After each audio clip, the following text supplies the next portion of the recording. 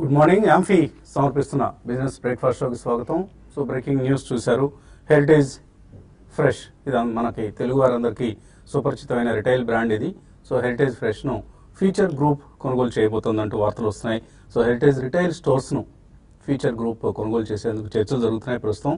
So మనకు హైదరాబాద్, చెన్నై, బెంగళూరు ఇలా even in some of the tier 2 టౌన్స్లో హెరిటేజ్ ఫ్రెష్ స్టోర్స్ ఉన్నాయి. సో హెరిటేజ్ ఫ్రెష్ స్టోర్స్ని 1992లో almost more than 20 years back AP CM Chandrababu Naidu family promote చేసిన సంగతి అందరికీ తెలిసిందే. So Heritage dairy, Heritage Fresh రెండు వ్యాపారాలు ఉన్నాయి. హెరిటేజ్ డైరీ బిజినెస్ని యథాతథంగా కొనసాగిస్తూ హెరిటేజ్ ఫ్రెష్ను అమ్మివేయాలన్న యోచనలో ఉన్నారు చంద్రబాబు నాయుడు ఫ్యామిలీ. ఎందుకంటే హెరిటేజ్ ఫ్రెష్ రిటైల్ రంగంలో అంతగా విస్తరించలేకపోయింది. హెరిటేజ్ డైరీ ఎంత సక్సెస్ఫుల్ అయిందో రిటైల్ బిజినెస్ మాత్రం అంత సక్సెస్ కాలేకపోయింది. ఒక మోస్తరు కార్యకలాపాలతో సరిపెట్టుకుంది. ఫర్ ఇన్స్టాన్స్ లాస్ట్ ఇయర్ మనం చూస్తే ఆల్మోస్ట్ ఒక 583 crores turn over heritage fresh ని చూస్తే overall group turn over is around 2380 crores. So ఒక 20-25% కంట్రిబ్యూషన్ మాత్రమే ఈ రిటైల్ స్టోర్స్ నుంచి వస్తూ ఉండడం అండ్ కాంపిటీషన్ బాగా పెరిగిపోవడం, ఈ రంగంలో ఈవెన్ రిలయన్స్ ఫ్రెష్ లాంటి సంస్థలే కాంపిటీషన్ తట్టుకోలేక చేతులు ఎత్తేయడం లాంటి పరిస్థితుల నేపథ్యంలో హెరిటేజ్ ఫ్రెష్ని అమ్మేయాలంటూ చంద్రబాబు నాయుడు ఫ్యామిలీ నిర్ణయించడం ఒక సిగ్నిఫికెంట్ డెవలప్మెంట్ గా చెప్పుకోవచ్చు. Otherwise Heritage as a stock has given phenomenal returns last few years లో. One of the best wealth creators లో మనకు హెరిటేజ్ కూడా కనిపిస్తూ ఉంటుంది. So otherwise it's doing extremely well. And ఈ బిజినెస్ అమ్మడం వల్ల బోత్ ఇటు ఫ్యూచర్ గ్రూప్ కి వాళ్ళ రిటైల్ బిజినెస్ విస్తరించుకునే అవకాశం ఉంటుంది. ఒక్కసారిగా దక్షిణాదిలో సుమారుగా 100 stores కు పైగా రిటైల్ స్టోర్స్ వాళ్ళ చేతికి వస్తాయి అండ్ హెరిటేజ్ కూడా క్యాష్ చేతికి వస్తుంది. So win win for both the groups. ఈ వార్తతో మనం కార్యక్రమాన్ని ప్రారంభిద్దాం. మార్కెట్స్ పరిస్థితి చూస్తే ఏషియన్ మార్కెట్స్ లో పాజిటివ్ ట్రేడింగ్ ట్రెండ్ కనిపిస్తుంది. Of course mother of Asian markets నికై, Japanese index నికై వాళ్ళ జపనీస్ హాలిడే కారణంగా పనిచేయడం లేదు ఎక్స్చేంజ్. సో నికై ట్రేడ్ కాకపోయినా మిగతా ఇండిసెస్ లో మనం కొద్దిగా స్వల్పంగా లాభాలు చూస్తున్నాం. ఎస్టీఎక్స్ నిఫ్టీ మాత్రం ఒక ఫ్లాటిష్ ఓపెనింగ్ ఇండికేట్ చేస్తుంది. 8800 సమీపంలో ట్రేడ్ అవుతూ. సో 8779 ఇది మనకు లాస్ట్ వీక్ ఫ్రైడే రోజు నిఫ్టీ క్లోజ్ అయిన వాల్యూ, ఇది నెంబర్ ఇది. సో ఫుడ్సీ రీబ్యాలెన్సింగ్ ప్రక్రియ కారణంగా కొంత ఫ్రైడే రోజు మనం ఒక బుల్లిష్ ట్రెండ్ చూసాం. సో బుల్స్ తిరిగి మార్కెట్స్ గ్రిప్ లోకి తీసుకున్నారు. ఒక సక్సెస్ఫుల్ గా ఒక స్టామ్ ని లాస్ట్ వీక్ మన మార్కెట్స్ అధిగమించడం చూసాం. చాలా స్టాక్స్ లాస్ట్ థర్స్డే, ఫ్రైడేస్ లో రికవర్ కావడం కూడా చూసాం అంతకుముందు నష్టాల నుంచి. ఈ వారం సంబంధించి 6000 కోట్ల రూపాయల ఐపీఓ ఈ మార్కెట్లో సిద్ధంగా ఉంది. ఇవాళ నుంచి ప్రారంభమవుతుంది ఐసిఐసిఐ ప్రుడెన్షియల్ ఐపీఓ. ఇన్సూరెన్స్ రంగం నుంచి వస్తున్న మొట్టమొదటి IPO, largest private sector insurance player with the largest market share కూడా. సో ఐసిఐసిఐ ప్రుడెన్షియల్ కొంత లిక్విడిటీ, ఎందుకంటే 6000 కోట్లకు పైగా మార్కెట్ నుంచి మొబిలైజ్ చేయబోతుంది కాబట్టి కొద్దిగా లిక్విడిటీకి మార్కెట్స్ నుంచి సక్ చేస్తుంది ఇష్యూ. అదర్వైజ్ ఐడిబిఐ రాబోతుంది త్వరలో మరొక 6000 కోట్ల రూపాయల ఇష్యూతో అండ్ బిఎస్సి ఐపీఓ రాబోతుంది. సో ఇలా ఫైనాన్షియల్ సర్వీసెస్ రంగానికి చెందిన చాలా ఐపీఓస్ మార్కెట్స్ లోకి రాబోతున్నాయి రాబోయే రోజుల్లో. ఐసిఐసిఐ ప్రుడెన్షియల్ ఐపీఓ గురించి మళ్ళీ తర్వాత మాట్లాడుకుందాం. Otherwise there are lot of issues going to hit the market. ఒక్కసారి ఐసిఐసిఐ కనుక సక్సెస్ ని టేస్ట్ చేస్తే చాలా IPOs, in fact Birla sun life group, AB నువ్వు, ఆదిత్య బిర్లా నువ్వు సంబంధించిన ఐపీఓ రావచ్చు భవిష్యత్తులో. అలాగే బజాజ్ ఫిన్సర్వ్, బజాజ్ అలయన్స్ ఉంది వాళ్ళకి. And Kotak has a life subsidiary, life insurance subsidiary. Edelweiss కుంది, ఎల్ఎన్టీకి ఉంది, సుందరం ఫైనాన్స్ కుంది, చోళమండలం ఫైనాన్స్ కుంది. ఆర్ చాలా public sector banks like Canara Bank కు ఇన్సూరెన్స్ జాయింట్ వెంచర్స్ ఉన్నాయి. సో ఇవన్నీ కూడా భవిష్యత్తులో మార్కెట్స్ ని టెస్ట్ చేసి మార్కెట్స్ లోకి ప్రవేశించి నిధులు సమీకరించే అవకాశం కనిపిస్తుంది. So financial services sector as a segment of stock markets is going to B crowded. ఇప్పటిదాకా మనం ఆల్మోస్ట్ ఒక 60-70 బ్యాంకులు లిస్ట్ అయి ఉన్నాయి. అలాగే చాలా finance companies like Bajaj finance కావచ్చు, ఫిన్సర్వ్ కావచ్చు, ఇలాంటి కంపెనీస్ చాలా మనకు మార్కెట్లో లిస్ట్ అయి ఉన్నాయి. ఎన్బిఎఫ్సీలు చాలా లిస్ట్ అయి ఉన్నాయి. ఇంకా ఈ స్పేస్ క్రౌడెడ్ కాబోతోంది కాబట్టి వాల్యుయేషన్స్ లో కొద్దిగా డైల్యూషన్ ఇచ్చే అవకాశం ఉంది. సో అఫ్ కోర్స్ ఇది ఇప్పటికెప్పుడు జరగదు. మేబీ ఇక్కడ నుంచి ఇంకొక 3-4 quarters కూడా financial services companies out perform చేస్తాయి డెఫినెట్ గా. తర్వాతే మేబీ అక్కడ నుంచి వాల్యూస్ తగ్గుతాయి. ఎందుకంటే మార్కెట్స్ లోకి అన్ని వైపుల నుంచి, ఉత్తరాది నుంచి, దక్షిణాది నుంచి, పశ్చిమాది నుంచి ఉల్లిపాయలు మార్కెట్లోకి వస్తున్నాయి అనుకోండి, ఉల్లిపాయల ధర ఆటోమేటిక్ తగ్గుతుంది. సో అదే పరిస్థితి బహుశా ఫైనాన్షియల్ సర్వీసెస్ కంపెనీస్ కూడా భవిష్యత్తులో ఎదురవుతుంది. ఈ అంశాన్ని జాగ్రత్తగా గమనించి ఫైనాన్షియల్ సర్వీసెస్ కొనమంటూ మనం కూడా ఈ కార్యక్రమంలో చాలాసార్లు రిపీట్ చేసాం. అలా అని చెప్పేసి ఏది పడితే అది కొనేసి పోర్ట్ఫోలియోలో అలా పర్మనెంట్గా పడేసి ఉంచుకోవడం కరెక్ట్ పద్ధతి కాదు. ఎప్పటికప్పుడు మార్కెట్స్లో ఎటువంటి చేంజెస్ వస్తున్నాయి మార్కెట్ స్ట్రక్చర్లో, ఈ అంశాన్ని గమనిస్తూ మన పోర్ట్ఫోలియోస్ని బిల్డ్ చేసుకోవాలి. Otherwise markets are looking very bullish. చాలా చాలా స్ట్రాంగ్ బుల్ మార్కెట్లో ఉన్నాం మనం. అండ్ మన ఎఫ్ఐఎస్ బిహేవియర్ చూస్తే కూడా లాస్ట్ వీక్ మళ్ళీ వీకెండ్కి ఇండెక్స్ ఫ్యూచర్స్లో వాళ్ళు నెట్ బయర్స్గా 427 crores వర్త్ స్టాక్స్ వాళ్ళు కొనటం చూసాం ఫ్యూచర్స్లో. అండ్ ఒక ఈవెంట్కి ముందు మనకి, ఎందుకంటే ఈ రేపు ఎల్లుండి చాలా చాలా కీలకమైనవి. ఇటు బ్యాంక్ ఆఫ్ జపాన్ అలాగే ఫెడరల్ రిజర్వ్, ఈ రెండు కూడా ఎఫ్ఓఎంసీ మీటింగ్ రెండు కూడా జరగబోతున్నాయి. So central banks centre stage తీసుకునే వారం ఇది. కాబట్టి ఆ బ్యాంకర్స్ నుంచి ఎటువంటి నిర్ణయాలు వస్తాయి. For instance bank of Japan వాళ్ళ స్టిమ్యులస్ మెజర్స్ని ఇంకా కొనసాగిస్తారు అన్న ఉద్దేశం మార్కెట్స్లో ఉంది. చాలా ఇంకొక 10 trillion యెన్స్ని పెంచుతారు వాళ్ళ స్టిమ్యులస్ అంటూ అలాగే వడ్డీ రేట్లు 0.2% తగ్గిస్తారు అంటూ కూడా మరొక డిపాజిట్ రేట్స్ని ఒక అంచనా ఉంది. సో అటువంటివి కనుక జరిగితే, స్టిమ్యులస్ మెజర్స్ పెరిగితే ఇది పాజిటివ్ అవుతుంది. అలాగే ఎఫ్ఓఎంసీ ఎటువంటి నిర్ణయాలు వెలువరుస్తుంది, ఇవన్నీ కూడా అంటే వడ్డీ రేట్లు పెరుగుతాయని ఎవరు అనుకోవటం లేదు. డిసెంబర్ వరకు బహుశా పెరగకపోవచ్చు. కాకపోతే ఎటువంటి కామెంటరీ వస్తుంది ఎఫ్ఓఎంసీ నుంచి అన్నది బుధవారం నైట్కి మనకు ఒక స్పష్టత వస్తుంది. సో ఈవెంట్ తర్వాత మార్కెట్స్ మళ్ళీ ఒక clear direction, that upward direction తీసుకుంటాయంటూ ఎఫ్ఐఐ నెంబర్స్ మనకు చెప్తున్నాయి. ఎందుకంటే వాళ్ళు లాంగ్స్ యాడ్ చేసుకుంటున్నారు, షార్ట్ పొజిషన్స్ని అన్వైండ్ చేసుకుంటున్నారు. ఇది మార్కెట్స్ ఒక అప్వర్డ్ డైరెక్షన్ తీసుకోబోతుంది అనడానికి నిదర్శనంగా తీసుకోవచ్చు. మార్కెట్స్ పరిస్థితి గురించి మాట్లాడేందుకు కొంత అనలిస్ట్ సిద్ధంగా ఉన్నారు. సో లాస్ట్ వీక్ మనకు మార్కెట్స్ నష్టపోయాయి. ఇన్ఫాక్ట్ ఒక కరెక్షన్ మనం చూసాం. కరెక్షన్ మార్కెట్స్ సక్సెస్ఫుల్గా ఓవర్కమ్ చేయడం కూడా చూసాం. సో ఇక్కడ నుంచి ఎటువంటి స్టాక్స్, ఎటువంటి సెక్టర్స్ లీడ్ చేయబోతున్నాయి ర్యాలీస్ని? బేసికలీ కొద్దిగా ఇంకా కూడా హైప్ అండ్ హోప్ అనేది అంతగా ఫైనాన్షియల్ రంగంలో చల్లారలేదండి. కాబట్టి ఐ థింక్ ఈవెన్ ఫైనాన్షియల్ రంగం still it will be very strong. So అది పక్కన పెడితే chemicals, fine chemicals and speciality chemicals is going to be one multi year theme అనే చెప్పుకోవచ్చు.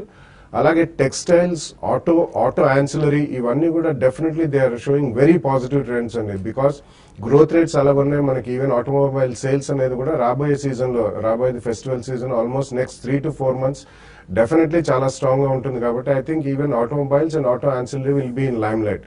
సో ఇటువంటి సెక్టర్స్ లో, ఈ 4-5 సెక్టర్స్ లో ఎక్కడైనా చిన్న చిన్న కరెక్షన్స్ వచ్చినా కానీ, లేకపోతే ఏదైనా కొన్ని మంచి స్టాక్స్ అంతగా వాల్యుయేషన్ గురించి వెయిట్ చేస్తే మాత్రం మనం వీ కెనాట్ క్యాచ్ అండి. కాబట్టి ఒక స్వల్పంగా లాస్ట్ వీక్ చూసాం మనం 1 or 2 days చిన్న వీక్నెస్ వచ్చిన తర్వాత మళ్ళీ కూడా స్ట్రాంగ్ పుల్ బ్యాక్ అనేది మనం చూసాం. సో ఈ కారణం వలన డెఫినెట్లీ ఈ సెక్టర్స్ లో ఎక్కడ చిన్న కరెక్షన్స్ వచ్చినా తప్పకుండా వీటిలో ఇన్వెస్ట్ చేయాలండి. అదర్వైజ్ డెఫినెట్లీ ఎస్ఐపి చేసేవాళ్ళు మాత్రం, డైరెక్ట్ మార్కెట్ లో ఎస్ఐపి చేసేవాళ్ళు కూడా నెక్స్ట్ 3 to 4 months అనేది కంటిన్యూస్ లో ఒక 1/4 each 4 months చేసుకుంటూ కూడా మంచి లాభాలు చేకూరే అవకాశం ఉంది. ఓవరాల్ గా మనకి ఇంకా డొమెస్టిక్ కారణాలే స్ట్రాంగ్ ఫార్వర్డ్ పుష్ ఇస్తాయనే చెప్పొచ్చండి. పాజిటివ్ మూడే ఎక్కువ ఉంది మార్కెట్ లో. సో చిన్న కరెక్షన్స్ వచ్చినప్పుడు కొద్దిగా అడిషనల్ మనీ పెట్టండి. Otherwise stay invested in the market. Next 1 or 2 year వ్యూతో ఉంటే మాత్రం తప్పకుండా మంచి లాభాలు చేకూరే అవకాశం ఉంది. Do not miss this opportunity. This is going to be one of the finest runs to make money in stock market అని చెప్పొచ్చండి. But avoid IT stocks. ఎందుకంటే ఇవాళ కూడా మనం చూస్తున్నాం, ఇన్ఫోసిస్ టెక్నాలజీస్ తన గైడెన్స్ని FY17కి సంబంధించి గైడెన్స్ని రివైడ్ చేయబోతుంది. రెవెన్యూ గ్రోత్ని ఇంతకుముందు వాళ్ళు ఇచ్చిన 10.5% to 12% నుంచి 9 to 10.5% ఉండొచ్చు అంటూ డౌన్వర్డ్ రివిజన్ చేయబోతున్నట్టు వార్తలు వస్తున్నాయి. ఇదే పరిస్థితి అన్ని కంపెనీలు కూడా. So be careful about IT, but financial services, textiles, sugar stocks or pharmaceuticals, refineries, Reliance కూడా పార్టిసిపేట్ చేయడం ప్రారంభించింది. సో రిలయన్స్ ఇండస్ట్రీస్ కనుక పార్టిసిపేట్ చేస్తే ఇండెక్స్ నిజంగా ఎక్కడికి వెళ్తుంది అనేది మనం ఊహించుకోవచ్చు ఇట్టే. సో రిలయన్స్ కనుక 11 ఇప్పుడు 1070 లెవెల్ సక్సెస్ఫుల్గా అధిగమించింది. మనం లాస్ట్ ఫ్రైడే అనుకున్నాం 1017 క్రాస్ చేయాలని, క్రాస్ చేసేసింది. మేబీ 1120 సమీపంలో ఒక రెసిస్టెన్స్ రావచ్చు. 1120 కూడా సక్సెస్ఫుల్గా అధిగమిస్తే ఇండెక్స్ 9500, 10,000కి వెళ్ళడం ఖాయం. సో రిలయన్స్ కూడా పార్టిసిపేట్ చేస్తున్న సమయం ఇది ర్యాలీలో. మనకు ఎక్కడ స్ట్రాంగ్ రెసిస్టెన్స్ కనిపిస్తుంది? ఐ థింక్ రిలయన్స్ మనం చూస్తే కనుక ప్రాబ్లీ 2014 హై ఏదైతే ఉందో ప్రాబ్లీ అదొక మేజర్ రెసిస్టెన్స్ గా మనం చెప్పుకుంటాం, విచ్ ఇస్ 1145. సో ఆల్మోస్ట్ మీరు అదే ప్రైస్ చెప్పారు, దగ్గరలోనే ఉంది మీరు చెప్పిన ప్రైస్ కూడా. సో ప్రాబ్లీ 2-year హై ఎప్పుడైతే మనకి రీచ్ అవుతుందో అక్కడి నుంచి కొంచెం అవుట్ పర్ఫార్మెన్స్ మనకి కనపడే ఛాన్స్ ఎక్కువ ఉంటుంది రిలయన్స్ లో. అండ్ ఐ థింక్ 1145 దగ్గర కొద్దిగా కేర్ఫుల్ గా ఉండాలి. ప్రాబ్లీ అక్కడి నుంచి మళ్ళీ రివర్స్ అయ్యే ఛాన్స్ కూడా ఉంటుంది. సో ఇక్కడ నుంచి 60 రూపీస్ పెరిగి in fact 1145 above at least 2 or 3 days కనుక క్లోజ్ అవుతాయి. So definitely next top move అనేది మనకి మేబీ 1350-1400 దగ్గర దాకుంటుంది. ఎందుకంటే all these years Reliance under perform చేసింది కాబట్టి మేబీ కొంచెం అవుట్ పర్ఫార్మెన్స్ కి ఎక్కువ ఛాన్స్ ఉంది ఇక్కడ. అండ్ సెక్టర్స్ వైజ్ కూడా చూస్తే కనుక ఆల్మోస్ట్ ఆల్ సెక్టర్స్ మనకి అప్ మూవ్ లో ఉంది ఇప్పుడు. లుక్ ఎట్ ఆటోమొబైల్స్ కానీ, లేదంటే సిమెంట్ స్పేస్ లో కానీ, లేదంటే ఆల్ ఆయిల్ మార్కెటింగ్ కంపెనీస్ అంతా టోటల్ సెక్టర్స్ అవుట్ పర్ఫార్మెన్స్ ఉంది కాబట్టి మెటల్స్ ఇన్ఫాక్ట్ కూడా అవుట్ పర్ఫార్మెన్స్ చేస్తున్నాయి. Except for IT and maybe కొన్ని ఫార్మా స్టాక్స్ తప్ప మిగతా అంతా అవుట్ పర్ఫార్మ్ చేస్తున్న టైం ఇది. మేబీ రిలయన్స్ కూడా దానికి యాడ్ అవుతే కనుక నెక్స్ట్ న్యూ హైస్ మనం డెఫినెట్లీ త్వరలోనే చూసే అవకాశం ఎక్కువ ఉంది. బట్ నిఫ్టీ పరంగా చూస్తే కనుక మనం గత వారం చెప్పడం జరిగింది 8858 ఏదైతే గ్యాప్ ఉందో ప్రాబ్లీ అక్కడ ఒక మేజర్ రెసిస్టెన్స్ ఉంటుందని. సో ఆల్మోస్ట్ మనకి అక్కడ దాకా టచ్ అయ్యి అక్కడి నుంచి ఆల్మోస్ట్ 80 to 90 పాయింట్స్ కింద పడుతుంది చూసాం నిఫ్టీ. సో ప్రాబ్లీ దీన్ని బేసికలీ మనకి ఒక డోజీ ఫార్మేషన్ అయింది విత్ లాంగ్ బార్ అంటారు దీన్ని. ఓపెన్ బాడీ తక్కువ ఉండి ప్రాబ్లీ బార్ ఎక్కువ ఉంది అంటే కనుక ఇది ఒక మేజర్ షార్ట్ టర్మ్ రివర్సల్ అని చెప్తారు బేసికలీ చార్ట్స్ లో. సో 8688 మొన్నటి లో ఏదైతే ఉందో దాన్ని కేర్ఫుల్ గా వాచ్ చేయాలి. ప్రాబ్లీ అదొక మేజర్ బ్రేక్ డౌన్ అని చెప్పొచ్చు. Maybe for week or 10 days గా మనం బ్రేక్ డౌన్ చూస్తాం. అదేవిధంగా మొన్నటి హై ఏదైతే ఉందో 8858 దాని around about 50 to 80 points up ఉండే ఛాన్స్ ఉంది. సో క్లియర్లీ ఐ థింక్ నిఫ్టీలో ట్రేడ్ అనేది లేదు. I think you should go for individual stocks. And I think breakouts వస్తేనే ఐ థింక్ ఫ్రెష్ పొజిషన్స్ మనం నిఫ్టీలో తీసుకోవాలి. అదర్వైజ్ అవాయిడ్ నిఫ్టీ అని చెప్పొచ్చు. ఇన్ఫాక్ట్ బ్యాంక్ నిఫ్టీ చూస్తే కనుక ఆల్మోస్ట్ సిమిలర్ ప్యాటర్న్ చూసాం మనం. 20,138 ఏదైతే గ్యాప్ అనుకున్నాం ఆల్మోస్ట్ అక్కడి నుంచి ఆల్మోస్ట్ హై 150 పాయింట్స్ పైకి వెళ్ళి కూడా ఐ థింక్ లో క్లోజ్ అవటం చూసాం. సో 19,855 దగ్గర క్లోజ్ అయింది. ప్రాబ్లీ 19,719 ఏదైతే 20-day మూవింగ్ యావరేజ్ ఉందో ఒక గట్టి సపోర్ట్ గా మనం పరిగణిస్తాం. సో ఆ లెవెల్ వస్తే బ్యాంక్ నిఫ్టీ కొద్ది అవుట్ పర్ఫార్మెన్స్ చూపిస్తుంది కాబట్టి లాంగ్ పొజిషన్స్ క్రియేట్ చేయొచ్చు with about 80 to 90 points as a stop loss. But even bank నిఫ్టీలో కూడా I think should be choosy with the stocks, individual stocks choose చేసినప్పుడు. ఇంకా ప్రైవేట్ సెక్టర్ స్పేస్ లో probably I think Yes Bank ఏదైతే ఉందో bank Nifty ఎప్పుడైతే 19,700 వచ్చిందో ప్రాబ్లీ దాని లో కింద ట్రేడ్ అవుతుంది చూస్తున్నాం. లాస్ట్ లో వాజ్ 1197 అండ్ నిన్నటి లో 1169. సో ఇది ఇంకా ఫర్దర్ వీక్నెస్ ఉండే ఛాన్స్ ఉంది. ప్రాబ్లీ ఇలాంటి బ్యాంక్స్ ఏదన్నా కొంచెం అప్ మూవ్ వస్తే షార్ట్ పొజిషన్స్ క్రియేట్ చేసుకోవచ్చు. మేబీ 1220 స్టాప్ లాస్ పెట్టుకుని షార్ట్ క్రియేట్ చేస్తే మేబీ 1080 నుంచి 1100 దాకా డౌన్ సైడ్ వచ్చే ఛాన్స్ ఎక్కువ ఉంది. సో పురింజు వేలియాత్ అని ఒక ఇన్వెస్టర్ ఉన్నారు. ఆయన బాగా స్టాక్ మార్కెట్స్ లో వాల్యూ ఇన్వెస్టర్స్ లో ఒక పెద్ద ఆయనగా అందరూ భావిస్తుంటారు. ఆయన చెప్తున్నారు రిలయన్స్ ఇండస్ట్రీస్ వచ్చే 5 ఏళ్లలో 25% CAGR compounded annual growth rate post చేస్తుందంటూ. ఒకవేళ అదే కనుక జరిగితే స్టాక్ ప్రైస్ ఆల్మోస్ట్ ఒక 1,500 రూపీస్ కావాలి కదా. సో రిలయన్స్ ప్రైస్ కనుక ఒకవేళ 1,500 రూపీస్ అయితే ఇండెక్స్ నిఫ్టీ పరంగా చూస్తే 11,000 వెళ్ళాలి. సో అంత బుల్లిష్గా మార్కెట్స్లో అంచనాలున్న సమయం ఇది. సో ఇక ఇన్వెస్టర్స్ నుంచి కాల్స్, మెయిల్స్, అలాగే ఐసిఐసిఐ ప్రుడెన్షియల్ ఇష్యూ ఇన్వెస్ట్మెంట్కి అనుకూలంగా ఉందా లేదా మనం అనలైజ్ చేసుకునే ముందు చిన్న బ్రేక్ తీసుకున్నాం.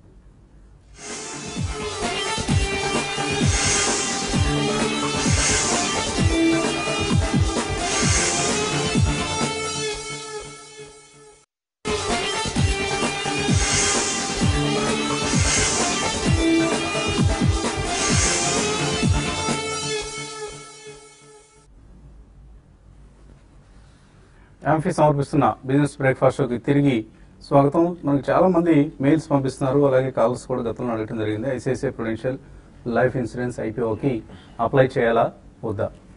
So first and foremost it's a good issue. తప్పకుండా అప్లై చేయండి. ఇన్సూరెన్స్ రంగం నుంచి వస్తున్న మొట్టమొదటి పైనీరింగ్ లిస్టెడ్ కంపెనీ కాబట్టి, and they are the largest private insurance in this country. ICICI Prudential general insurance రంగంలో, అలాగే life insurance and general insurance 2 subsidies ఉన్నాయి. ఇందులో ICICI Prudential is a life insurer and ICICI Lombard is a general insurer company. అలాగే last 6 years లో this is the second largest IPO after Coal India. 15,000 crores 2010లో Coal India IPO వచ్చింది. ఇప్పుడు దాని తర్వాత second largest issue, almost ఒక $1 billion issue ఇది. So 300 to 334 rupees price band లో 18.13 crore షేర్స్ ని ఆఫర్ చేస్తున్నారు. ICICI bank offer for sale ఇది. సో పేరెంట్ కంపెనీ ఏదైతే ఉందో ఐసిఐసిఐ బ్యాంక్ వాళ్ళు చేస్తున్న ఆఫర్ ఫర్ సేల్. సో ఈ ఇష్యూ ద్వారా రైజ్ చేసే మొత్తం అంతా కూడా ఐసిఐసిఐ బ్యాంక్ వెళ్తుంది. ఐసిఐసిఐ ప్రుడెన్షియల్కి ఏది రాదు. ఎందుకంటే ఒకవేళ అటువంటి ఉద్దేశం ఎవరికైనా ఉంటే దానికోసం స్పష్టం చేయడం జరుగుతుంది. ఐసిఐసిఐ బ్యాంక్కి మొత్తం కూడా 6,000 కోట్లు కూడా వాళ్ళకి వెళ్ళిపోతాయి. ఆల్రెడీ యాంకర్ ఇన్వెస్టర్స్ నుంచి 1,635 crores రైజ్ చేశారు. గతంలో అజీం ప్రేమ్జీ లాంటి వాళ్ళందరికీ కూడా ఈ కంపెనీ షేర్లు కేటాయించింది. ఐసిఐసిఐ ప్రుడెన్షియల్ ఒక చక్కటి రిటర్న్ వాళ్ళకు కూడా వస్తుంది. ఇప్పుడు నవంబర్ 2015లో అజీం ప్రేమ్జీ, తెమాసిక్ హోల్డింగ్స్ వీళ్ళందరికీ 226 రూపాయలకి ఇచ్చారు. ఇప్పుడు 334 రూపాయలకి బహుశా షేర్లు అలాట్ అయితే వాళ్ళకు ఒక 108 రూపాయల లాభం వస్తుంది. సో ఇటువంటి కంపెనీస్లో ఇన్వెస్ట్ చేస్తే వచ్చే లాభం అటువంటిది. సో అప్పర్ ఎండ్లో కనుక మనం చూస్తే company market capitalization 4,79,396 crores, 47,000 crores అని గుర్తు నాకు. Somewhere this is a wrong figure. But embedded value కనుక మనం చూస్తే 1,39,400 crores. సో ఎంబెడెడ్ వాల్యూ అనేది ఎక్కువ ఇన్సూరెన్స్ కంపెనీస్ సంబంధించి, ఎందుకంటే ఫస్ట్ కంపెనీ కాబట్టి ఇన్సూరెన్స్ ఇండస్ట్రీకి సంబంధించి రకరకాల ఎనాలిసిస్ చేయాల్సి ఉంటుంది. ఇందులో అతి కీలకమైనది ఎంబెడెడ్ వాల్యూ. సో ఎంబెడెడ్ వాల్యూని 3.4 times మనకు డిస్కౌంట్ చేసి మార్కెట్స్లో ఆఫర్ చేస్తున్నారు. ఇది హెచ్డిఎఫ్సి స్టాండర్డ్ లైఫ్ ఇంకొక కంపెనీ మనకు కంపేరబుల్ కంపెనీ, దానికి 4.3 times ఎంబెడెడ్ వాల్యూతో కంపేర్ చేస్తే ఈ 3.6 times ఎంబెడెడ్ వాల్యూ అనేది తక్కువగా కనిపిస్తుంది. సో వాల్యుయేషన్స్ పరంగా అట్రాక్టివ్గా ఉంది. It's leader in the insurance, private insurance industry. So ఇవన్నీ చూస్తే మనకు ఇష్యూలో చక్కటి లాభాలు ఉంటాయి.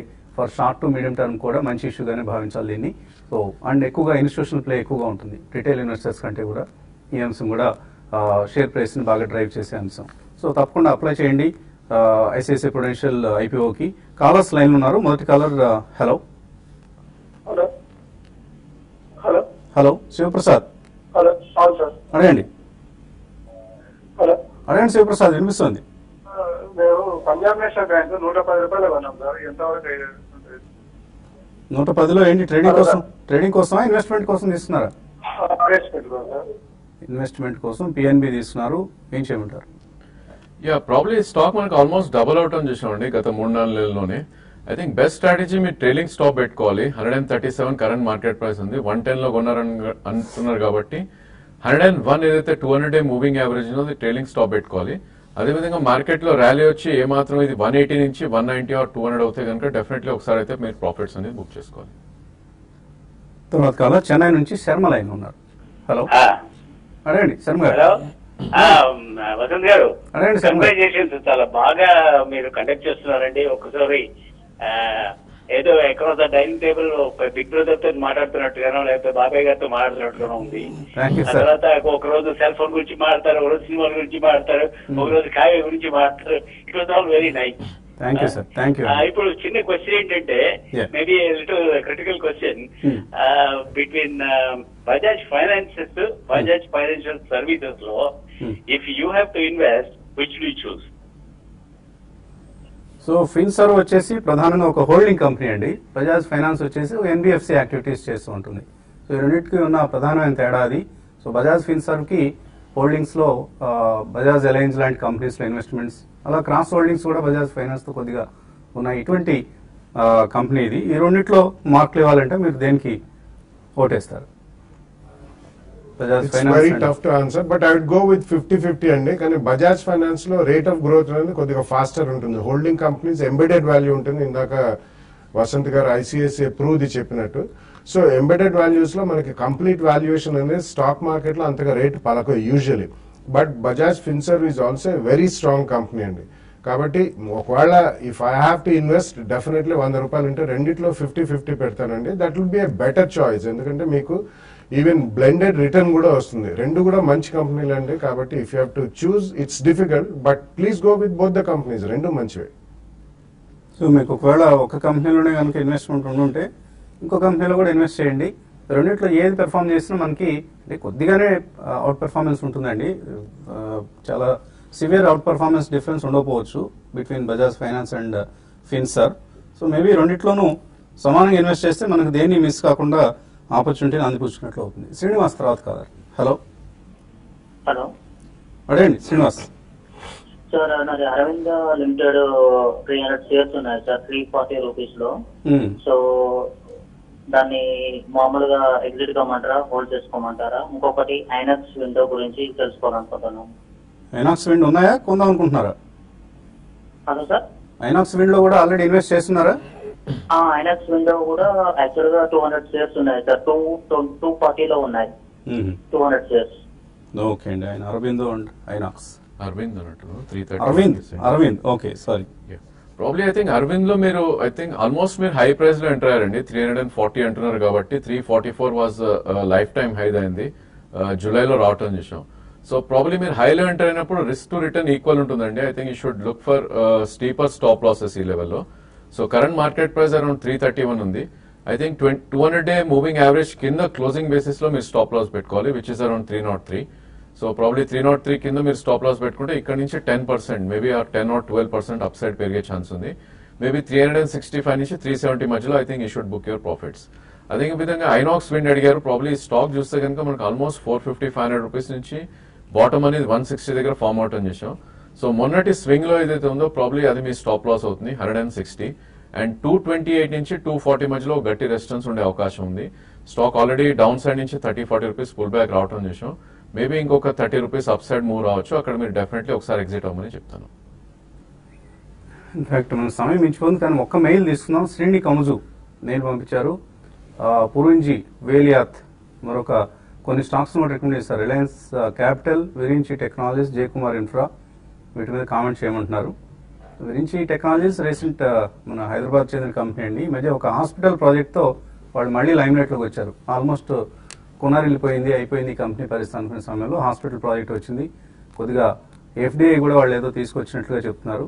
ఇవన్నీ మేబీ వాటి కారణంగా ఆయన రికమెండ్ చేస్తున్నట్లున్నారు. Reliance Capital and Jayakumar Infra ఎలా ఉంటాయి?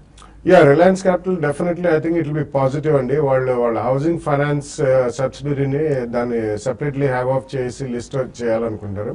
ఇదే కాకుండా ఇందాక నుంచి మాట్లాడుకుంటున్నట్టు ఎంబెడెడ్ వాల్యూ, ఇవన్నీ కూడా some of the parts valuations ఉన్నాయండి. వాళ్ళకు కూడా ఏఎంసీ ఉంది, అసెట్ మేనేజ్మెంట్ కంపెనీ ఉంది, హౌసింగ్ ఫైనాన్స్ కంపెనీ ఉంది, ఇన్సూరెన్స్ సబ్సిడరీస్ ఉన్నాయి. సో ఇటువంటివి డెఫినెట్లీ గోయింగ్ ఫార్వర్డ్ అన్లాక్ అవుతాయి కాబట్టి తప్పకుండా మీరు రిలయన్స్ క్యాపిటల్ కొనుక్కోవచ్చు అండి. సో జయకుమార్ ఇన్ఫ్రా కూడా ఇట్స్ టర్న్ అరౌండ్ స్టోరీ అండి. ఉన్న వాటిలో వీళ్ళు కొంచెం స్పెషలైజ్డ్ ఇది చేస్తారు. అది కూడా మంచి రియాక్షన్ కూడా చూసాం స్టాక్ లో లాస్ట్ 1 year లో. సో డెఫినెట్లీ ఈ ప్రైస్ లో మాత్రం పెద్ద డౌన్ సైడ్ అయితే కనిపించలేదు. So slowly about 2 or 3 price points లో జయకుమార్ ఇన్ఫ్రా కూడా మీరు కొనుక్కోవచ్చు.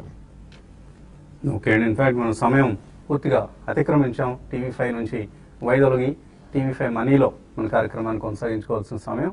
సో youtube.com/TV5money/live ఈ ప్లాట్ఫామ్ మీద మళ్ళీ మరికొద్ది క్షణాల్లో కలుద్దాం. టిల్ దెన్ ఒక చిన్న బ్రేక్ తీస్తున్నాం.